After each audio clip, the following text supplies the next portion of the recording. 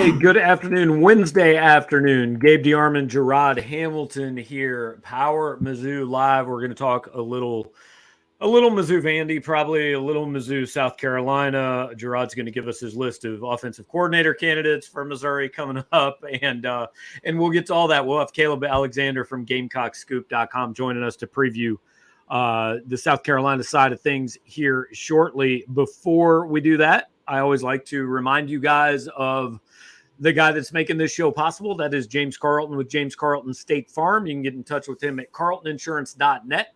You can get in touch with him on the phone at 314-961-4800. There's a Facebook page there as well. So any way you reach out to James, certainly we would appreciate it. He will appreciate it as well. He wants to see if he can save you money on your insurance needs. And also, if you mention that you heard about it on PowerMizzou, he is going to donate $20 to Mizzou's NIL collective, Advancing Missouri Athletes. So that is a win for you guys. It's a win for James Carlton. It's a win for Mizzou. And hey, it's a win for us because James sponsors this show. So we appreciate him doing that. As promised, we told you we were going to have a third guy on this show. That is Caleb Alexander from GamecockScoop.com. He is now on the bottom of your screen. Caleb, what's going on, man? We're flying blind and trusting that you can hear us. I can hear you. Can you hear me? We're good. Yeah. All right. Yeah. How's everything? Doing great. I mean, South Carolina's coming off of a 4-game win streak for the first time since 2013, so it's at least a little bit more fun with the fan base right now. Yeah, we can't really identify with fun and happy times right now, but like this is going to sound worse than I mean it to sound. But how is South Carolina 5-2? Because I look at the talent, I look at the stats, and I don't really think they should be 5-2. But they're 5-2, and they've got a couple pretty good wins. Yeah, I mean, there's been a little bit of injury luck lately, right? You get Kentucky without Will Levis. You get Texas A&M's second-string quarterback and then their third-string quarterback about the first couple minutes in the fourth quarter. But honestly, I think they've been playing pretty solid defense. They've gotten some help on special teams throughout several of their wins this season, including an opening kickoff return last week against Texas A&M. And they're doing enough on offense. The offense is still definitely shaky. Spencer Rattler hasn't necessarily been the savior maybe that Gamecock fans hoped or whatever. But at the same time, Marshawn Lloyd has come on strong as a running back. And when they lean on the running game, it seemed to work in some key spots. Caleb, for I guess fans or football fans who haven't watched South Carolina football, what does this offense look like? What is Shane Beamer and these guys trying to do offensively? With Spencer Rattler, is it more pass to run to pass? What type of formations can we expect? Yeah, so I mean, the offense has been a little bit of an enigma throughout the year so far, and I think it's got a lot of South Carolina fans pulling their hair out. Despite being 5-2, there's still a lot of people on our message boards that are kind of complaining about the offensive coordinator, and I think it is because it's hard to tell on a game-to-game basis what they do want to do. They talked up that they were going to run the ball against Texas A&M, and then for those of you that didn't see that game, early on in that game, South Carolina gets a fumble or a interception return down to the 5 and tries to throw it on 3 straight passes, gets no yardage and has to settle for a field goal there, which seems like an opportunity to maybe, lean on your running game there, but whatever. So there's just been a lot of like questionable moments, I guess, up and down. But for the most part, when they've had success, it has been through the run game, with Marshawn Lloyd, a little bit of Christian Smith, who's a transfer from Wake Forest, and then some sort of timely passing from Spencer Rattler on third down. Leading receiver thus far is Antoine Wells Jr., who had a really big game against Arkansas and then has just been kind of a solid possession receiver since then. He's usually the first guy that Rattler is looking for through most of the game so far.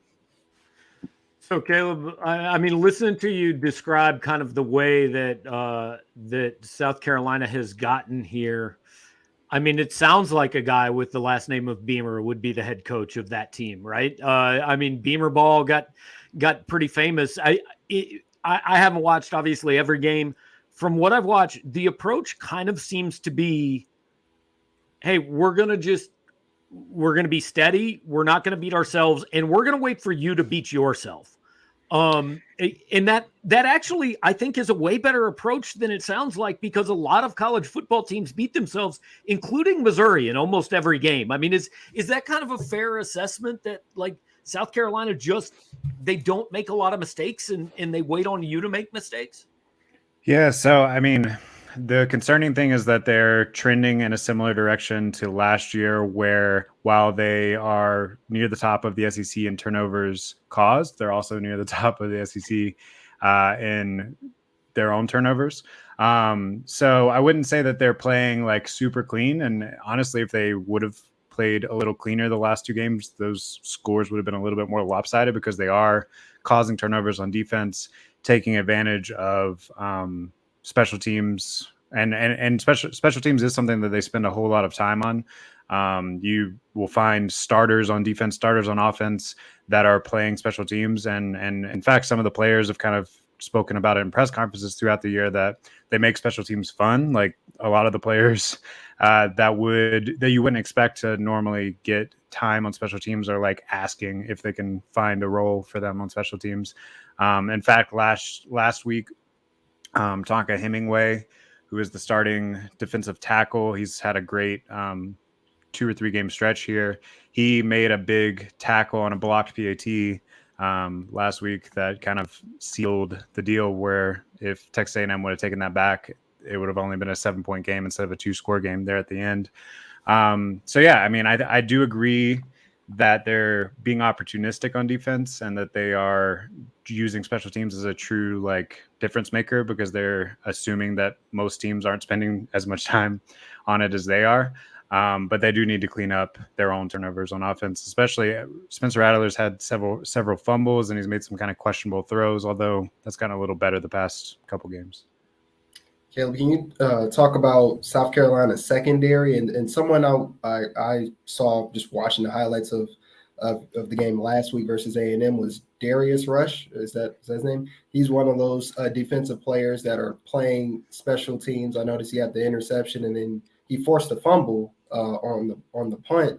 You know, is he one of those key players? Because I think Mizzou's strongest point of the defense is their secondary, as far as most consistent group, I guess. Is that the same for South Carolina? And who should we expect to look out for?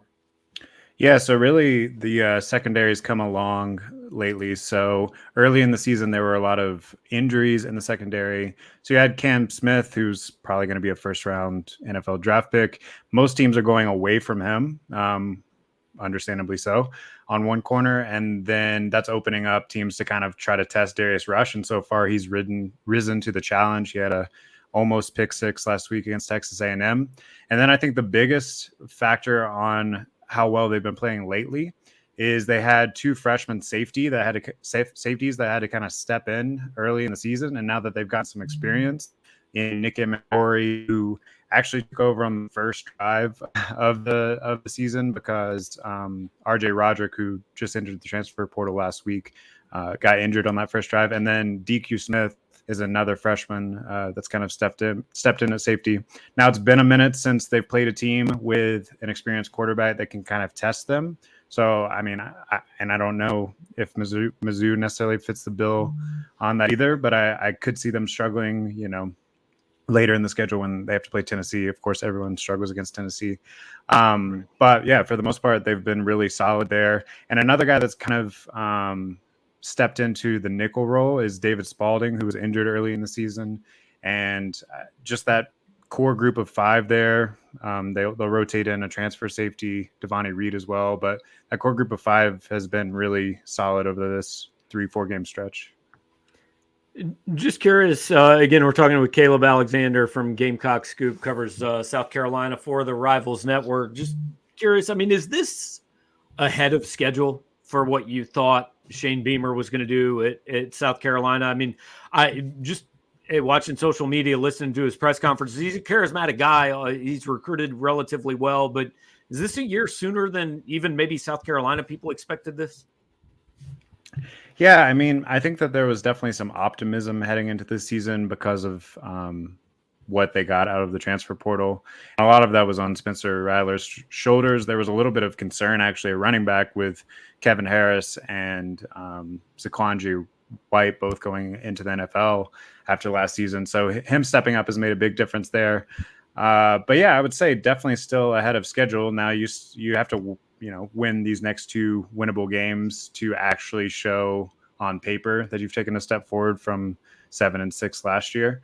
And I also will say that, especially on the defense and the defensive line, the cupboard wasn't necessarily bare, but a lot of 4 or 5 stars like Jordan Birch and Zach Pickens hadn't really fully stepped up. And it seems like over the course of this season, they're finally kind of fully stepping into their potential. And I think that's been a big factor too, because obviously, I mean, the 2 safeties that I mentioned are guys that Beamer recruited. But obviously a lot of the success that they're going to have right now is still with Muschamp's guys, and they're still trying to turn over things recruiting wise. But yeah, I would say ahead of schedule, but not totally out of left field if local media that was paying attention to like the transfer portal and stuff last year were being honest. It's homecoming for South Carolina this week, is it not? The crowd last week looked incredible for that game. How do you expect the crowd to show out, this week? I know Coach Drink was talking about the number of false starts and delay of games that Texas A&M had, just because of crowd noise. Same thing this week, or even more, or better. Yeah, I mean, it's going to be tough to beat that crowd last week. I think that there was some extra oomph behind it because South Carolina had never beat Texas A&M. It's a night game, but I'm expecting another sellout or near sellout. I'm expecting 4 p.m. kickoff, so I'm expecting things to still be pretty rowdy. And like you said, there were 8 false starts last week and I would attribute most of those to the crowd if you actually go back and watch the plays that they occurred on. There was a botched snap early in the game where the center snapped it early, like thought he had heard a cadence or something, and that resulted in a fumble that South Carolina scored a touchdown on the next drive. So the crowd was definitely a factor, and I would expect them to be a factor again today. I mean, again this week for sure. Last thing for me, Caleb, you've mentioned Spencer Rattler a few times. There was like a 24-hour window where we thought Missouri might be kind of dallying with Rattler. He is one of the more fascinating guys in the country, from the TV appearances before he ever got to college to the Oklahoma experience to, I remember before last season, there were people saying, hey, he's a Heisman candidate and the number 1 pick in the NFL draft. And now he's 12 of 27 at South Carolina. What's the Spencer Rattler experience been like? And, just what's it like covering him, and for lack of any better way to say it, how good is he? Yeah, I mean, that's been an interesting thing to try to figure out. Early in the season on our podcast, GamecockScoop.com podcast, we talked a lot about slowly realizing what the frustrations at Oklahoma were, because he makes some incredible throws. Like there's a couple of highlights throughout the season I'm sure you can go back and find that you're just like, South Carolina hasn't had a quarterback that can make that throw and maybe ever. Steven Garcia, I don't know. It's been a long time, and the problem is almost always on those drives, he would make an incredible throw and then make like a very boneheaded decision that results in an interception, something like that. And from what I can tell, he's struggling through to go through his progressions quickly. So if his first read's there, no problem, and he can make all the throws all over the field. But he seems to get a little bit happy-footed, I guess, when that first guy is not there. And something that a lot of the broadcasts have been talking about too is, instead of stepping up into the pocket, he often tries to escape the pocket, and then he's running himself into trouble there. And even some of the completions that he does make, he's making them a little bit late because he's just taking a while to get through those progressions. So it's definitely been a mixed bag. Now, I think you can depend on him better than any of the 4 that they rotated through last year. So that's definitely a step up. And he's been good for a few plays per game that you're just like, wow, that was an incredible throw. He fit that into a window that, not many quarterbacks can do. But on the mental side, I think that there has been some frustrations for sure as you watch them. There's also some frustrations with the offensive coordinator, and it's kind of been difficult to tell at times if it's a wrong play call or it's a wrong read. Now you're speaking our language. I was about to say that sounds like something we've seen a good amount of. Last thing for me is I think it was one I want to say the last 3 straight. So just kind of like Texas A&M, how they didn't beat them. Is that something that they're thinking about on top of its homecoming and they beat up Texas A&M? Is that something they're thinking about too, or? Yeah, so Beamer's tried to downplay the Kentucky streak and the Texas A&M streak and the Missouri streak so far, but he's also seemed to, in the postgame, sort of mention them, and it seems like it's something that they don't want to like outwardly portray as a big deal, but it seems like it's something that they're talking about in the locker room. I know that for South Carolina fans in particular, this feels like a scary moment because pretty much since Spurrier left, there's been these opportunities where you feel like you get a little bit of momentum going, and then this is like a prime place to fall in your face.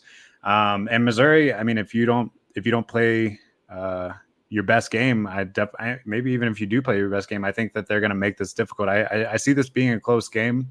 I see Missouri's defensive line giving South Carolina some trouble, just like they did last year. And yeah, I mean, it's going to be a fun one to watch. I think I don't expect anything to be easy. I've been following South Carolina for too long to ever expect anything to be easy. Caleb, Mizzou fans have made this trip.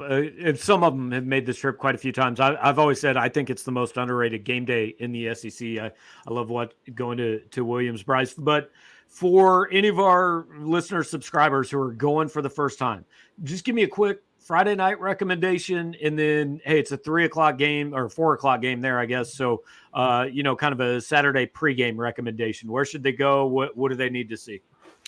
Yeah, so I actually am out of state, so I only get to go for a couple per year. But the Friday night, if you can get a reservation, which you should check now, Hall's Chop House has really, really great steak. You're gonna pay for it, but worth it. And then Saturday, honestly, I think all around the campus, you can't really go wrong. The weird thing about Williams-Brice, for those of you that haven't been, is it's not too near the downtown. Right. So there's not a ton of bars and stuff right at Williams-Brice, but the tailgating environment is going to be really good. So just pop around, make some friends. That's the way to go. All right, Caleb, appreciate your time, man. Thanks a ton. And we'll see what happens on Saturday. All right. Looking forward to it. Thanks for having me. All right. Have a good one. That's Caleb Alexander, GamecockScoop.com. Covers South Carolina for the Rivals Network, just as Jarod and I do Missouri. And I want to say we've got some questions and comments built up. And if you guys are watching live and have some, feel free to throw them in there, and we'll get to those in a second after this. Just I don't know, Jarod, I look at this and I understand why every Missouri fan thinks, hey, this is a winnable game. It absolutely is a winnable game, but also Missouri's going to have to go prove they can actually do this against a team that's not Vanderbilt. Yeah, something I was just thinking of, maybe like 30, 40 minutes ago before the show started was this game with Texas A&M. I mean, I was watching the highlights before we got on, and I know I seen after that game Saturday, Beamer was saying, you guys tried to give it away, but you didn't, and they ultimately got the win. And something I've been thinking about with Mizzou lately is they almost gave it away versus Vandy. They did give it away versus Auburn. And Florida tried to give it away, and they couldn't, Mizzou couldn't capitalize and get it. So with all these near misses in the one-possession games or the close calls, that's what makes me skeptical, although this is very much a winnable game. Yeah, I mean, it's easy to make the argument South Carolina's won games because other teams have made mistakes. that's also not something that should really make you feel better if you're a Mizzou fan, because all they've done is make mistakes this year. I mean, at the worst possible time. So I get a Mizzou fan that's looking at this and saying it's winnable. It's absolutely winnable, but it's not winnable if Missouri's the team we've seen for the last 5 weeks. Yeah, defense at this point, it's not. You're not even. It feels like we're just talking about one, and sometimes two with special teams, but it feels like we're just talking about one side of the ball. If the offense shows up, or it's just can just hang with, whoever they're going against, and they're not punting 6-7 times in a row like they did versus Auburn, or turnover after turnover like K-State. I mean, they could win again. We say this every week. They probably would be where South Carolina is. They're a top 25 team. So that's the line they're on. All right. So before we get to the comments and the questions, I just have to say we're getting a lot of comments about your haircut, man. Oh, so well done, I guess. Nobody ever compliments my hair on this show. There's not that much of it. I appreciate it. I cut off the side, I did find a barber. I don't, you know what? I'm going to tell him about this. All right. So I'm gonna leave it at that, though. I don't want this to go too long, but I appreciate y'all. Thank y'all. No, feel free, man. I mean, hey, maybe your barber could be a sponsor of our show. Like, if you want to give him some love. Oh man, Forever Faded. That's IV Ever Faded. It's a good spot. I found it a few weeks ago. Somebody on here, I'm sorry that I'm forgetting your name right now, but someone DM'd me when I first came and it's one of the barbershops they listed. So no, it's a great spot. I cut off the burn. I just can't do the routine I would like to do to keep it up and flowing like Gabe's. I can't do that on the road. So I was just like, let me just cut it off and get the goatee. But I appreciate y'all appreciating my haircut. There you go. Everybody notices, man. It's wild what people pay attention to. So let's get to questions and comments. I know this is not a gambling site. I mean, hey, baby. We'll give out advice. We don't promise it's going to be any good, but feel free. How in the world is the spread so low? Is Vegas really expecting Mizzou's defense to pitch a shutout? Look, I mean, the truth is Missouri's played 4 SEC games and they've all been within a touchdown. So the spread should be within a touchdown, right? What is the spread? I South Carolina by somewhere around 5. That's about right. That's about right. I mean, Missouri plays everybody close. They don't usually win, so it should be South Carolina by a few. I mean, ooh, I think my prediction is maybe like 4 points, maybe or something like that. Right, so yeah, but then again, if it was 7, I'd be so much better. I don't know what's the over under. Do you know that?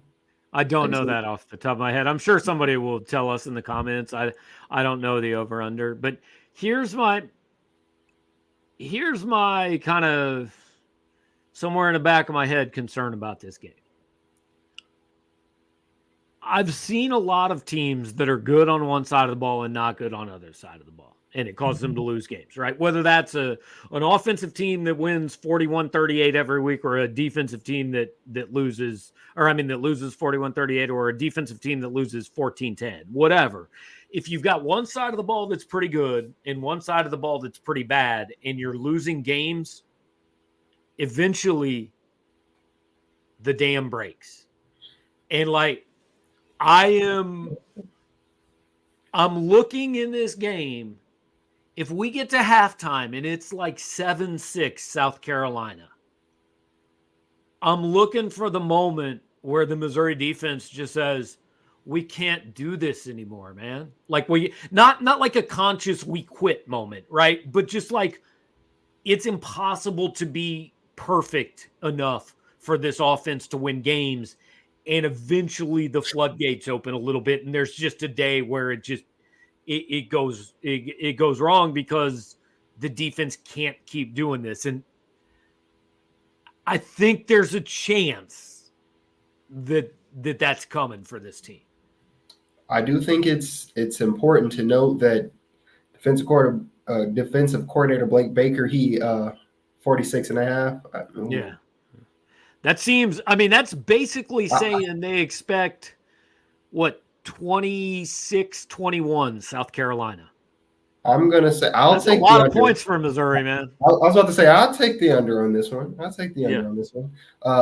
back to what we were saying, Blake Baker, somebody asked him a question, and it was either you or Dave, and you guys asked kind of like, you guys got to basically be perfect on defense. Is that kind of why into he's so impressed with the team? And he wasn't trying to make it seem like, we got to be perfect, but right. This team defensively is probably ahead of where he thought they'd be. And because they keep getting put in these situations time and time again, he's like, yeah, man, I mean, we gave up an 80-yard touchdown, but what else can we do type of thing? And so you're right. And it's to the point where I seen it actually after the strip fumble versus Vandy. You could kind of feel it. I mean, even before that 80-yard touchdown, you can kind of feel the defense going from like stout to a little bit of a bend don't break type of thing, where it's just like, man, okay, we're back on the field. Yep.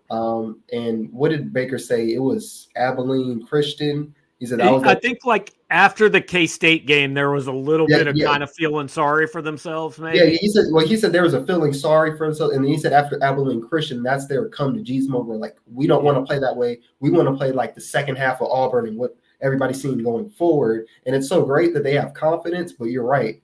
If this game is close, because again, we said it all last week, they should have beat Vanderbilt by a lot more, and they should have put up at least 28, probably much more. Yeah, and I want to be clear, like nobody on the defense has publicly pointed any fingers. They've all said all the right things and all that. But guys, what's said at the podium, like we can read in between the lines. Right. We know what this is. I mean, you guys have all been around teams, whether it's public or not. There's some, come on, man, you guys got to pull some of this weight. Like we're wearing ourselves out pulling all this weight, and we can't do it for 12 straight weeks. So, like, at some point, Missouri's offense has to be the reason they win a game. And whether that's this week or next week, or I don't think it's going to be against Tennessee, because if Missouri's offense is the reason it wins against Tennessee, that's going to be the shocker of the season right there. But I'm just saying, like, this cannot be a one-sided effort all year long and work. And something else I was thinking about the other day, we've said from the beginning, Brady Cook isn't going to win you games or lose you games. But I've noticed, like, he didn't win them the game at Vandy, which was very close. He's been a reason, like in Auburn, he had a bad game, but he got him in a position to win, but they still lost. Versus Florida, he was kind of. I might argue he lost the Florida game. Yeah. That's what I was about to say. Versus Florida, he had a good game, but he had two very bad moments that arguably lost him the game. We haven't seen him be the reason now. Like all these different ones, we haven't seen him be the reason why they won. It's either almost but didn't, or you had an okay game, but it was just bad, So that's the only thing left for him to check off at this point. I mean, it at times watching this Missouri team, I felt like the offense gets together on the sideline and says, all right, what's the one thing we absolutely can't do on this drive? Let's go do that thing. Interception. Yeah, whatever it is. We got a 10-point lead, and all we got to do is not give the ball away. Let's go fumble on the 20. I mean, it's wild. And did you think, Gabe, what is it? It's a week. We're going into week 9. 2 months ago, you and Cody Schrader, it just wasn't this. And now he is the most consistent. He's a starting running back. Yes, he's the feature back of this team going forward. So, and that's the right decision. It is. Based on what we've seen, it is. I'll be honest. I don't know what the hell has happened to B.J. Harris. I don't know why Tavoris Jones can't see the field. But of the guys we've seen run the football, yeah, Cody Schrader's the best guy. You mentioned quarterback, so I'm going with questions a little out of order, but we'll hit this. Matt Huntbrinker says, chances of another quarterback getting a series in this game, chances of another quarterback getting the start against Kentucky if they lose to South Carolina. So, like, here's the situation, in my opinion. Brady Cook's the starting quarterback. Jack Abraham's the backup, and I don't know. Sam Horn might play at some point. He might not. I don't really know at this point. Yeah, I mean, Drink explicitly telling you guys, I'm not gonna tell you who the backup is. I mean, yeah, I think Jack Abraham's the backup. I do think Sam playing in this game. I mean, if he didn't play him last week, how's he going to play him this week? I understand. I don't know. Do you not feel like at this point, though? I'm not gonna say he's gonna force Not it. in this Drake game. is trying to angle it just to let Not him. in this game on the road, I don't think. Nah. I mean, not even have a package set last week. I don't see how this week is the week he plays. Are we not counting? Are we not counting when Drink throws Tyler Macon in there for the penalties? You don't think he can get right? I mean, you know who I want to see a quarterback? I want to see Luther Burden at quarterback again. What the hell happened to the Wildcat? Why did that quit being a thing? Somebody made an excellent point. This is the whole reason I asked that question about the QB draw thing and the 4-minute offenses. If you're going to run a QB draw with Brady Cook, at his own 25-yard line to start these final possessions, why aren't you just running Luther Burden in the Wildcat as the QB? I forgot who sent me that, so I apologize. But that makes a very great point. Yeah, they should just bring that back. Yeah. David Carnell says both teams will be trying not to make a mistake. Do you think the advantage is to Mizzou's secondary or South Carolina's secondary? I mean, I'm not going to pretend to have studied South Carolina a lot. I think you probably know a little more about them than I do at this point. Secondary-wise, I don't know. Which group do you like better? See, I was about to say the same thing for you, and I felt bad that they got a first-round defensive back that I don't know. I don't typically start my preview stuff until Thursdays, so I haven't got to look at who's the guys or whatever besides Spencer Rattler or whoever we know. But it depends who's on the field as long. If the offense of Mizzou is punting this ball and turnovers all the time, then it's going to benefit South Carolina secondary. I just feel like who's going to have the stamina, basically. Yeah. Comes down to which offense makes more mistakes. Kyle McCormick says, in the end, I agree. And look, if you look at the numbers, Spencer Rattler and Brady Cook are pretty similar. They've had pretty similar years. South Carolina's special teams has been good. Missouri's been okay, mostly. I mean, they made a few mistakes here and there. It hadn't been awful. But I don't know, man. Missouri's offense has to show. I don't even think it has to show, hey, we can go out and score 30 or whatever. They just have to show they can quit shooting themselves in the foot. Yeah. I'd be satisfied with that. That's about it. I do think special teams will be emphasized more, not only because South Carolina is doing so well on special teams, starting off with the kick return for a touchdown last game, but the blunder that happened with Mizzou with the I've never seen that unless it was batted. I've never seen that a kickoff and you recover it and it's not like an onside kick. And then you got Harrison Mevis who missed another kick. I mean, it didn't mean nothing. Most of his kicks he's missed haven't meant nothing. Obviously, the one at Auburn, but you're going to need those points and just the fielding. They've had a number of punts this year that kind of went for like a nice return or even one for a touchdown. So they're going to have to tighten up special teams. I feel like that's going to be just as important. Yeah. Mo Football says I'd rather just run the ball off tackle all game long than throws behind the line of scrimmage. And so this brings up kind of a point, and we'll kind of start to wrap it up on this. I said mid-second or mid-third quarter last week, Missouri should just run the ball 3 times, punt, and they're going to win this game. Drinkwitz made a big deal in fall camp about, I went into bunker mode last year, and I can't do that. I got to let these guys run the offense and throw the football around. I think he thought he had the offense that could do that. 7 weeks in, it's pretty obvious he does not have the offense that can do that. Missouri's best chance at 6 might be just be super conservative and trust this defense and hope to win games 17-14. The problem with that is it won't get anybody excited. You'll get to the end of this year, even if that approach gets you to 6-6, people will get to the end of this year and go, what should I feel good about next year? Why should I be positive? So it's a tough spot to be in. You're trying to maximize this year, but also you got to give some fans reasons to hope.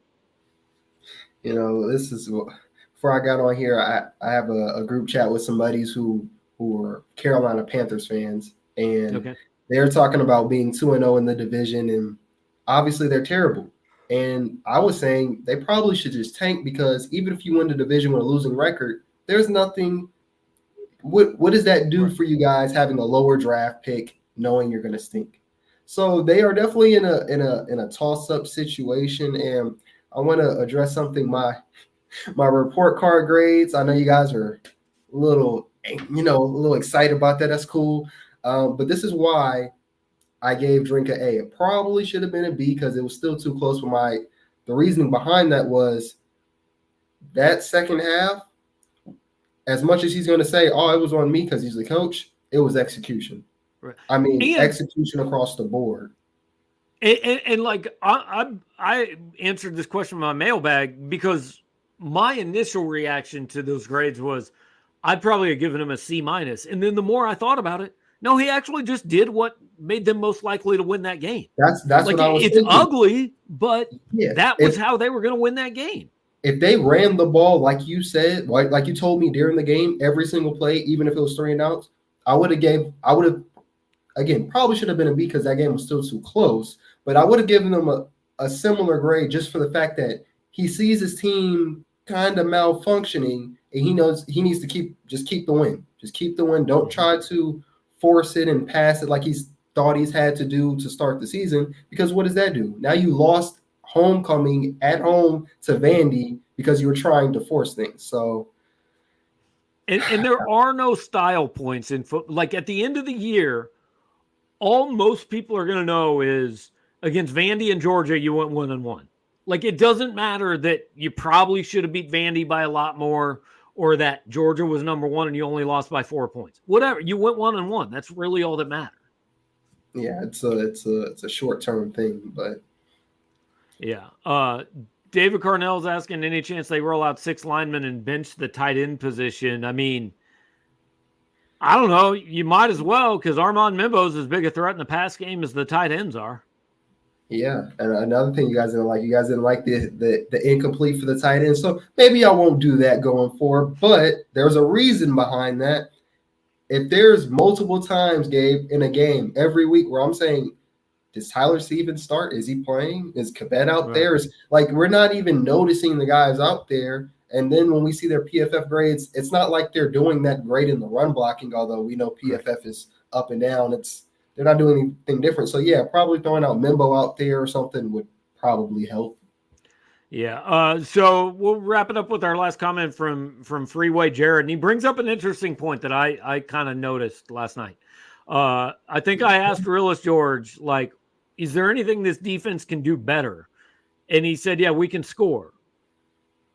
Bro, anytime your defense starts talking about we got to score points, that ain't good.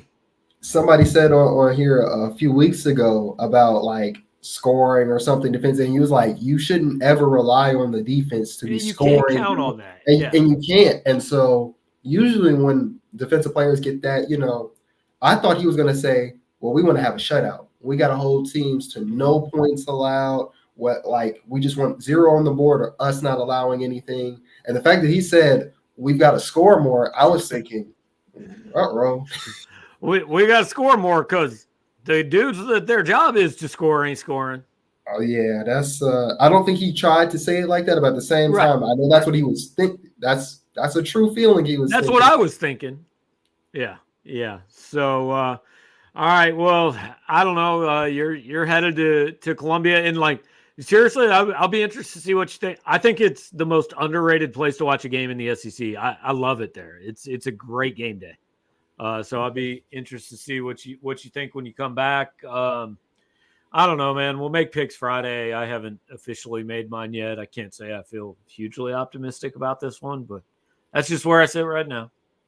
Yeah, I think because I did a swap with Caleb. I think I said 24-20 South Carolina. But then a few minutes ago, I was just thinking, Mizzou, this is a game Mizzou can win. That's some offensive fireworks. Mizzou's getting to 20, man. Let's say 2 of those.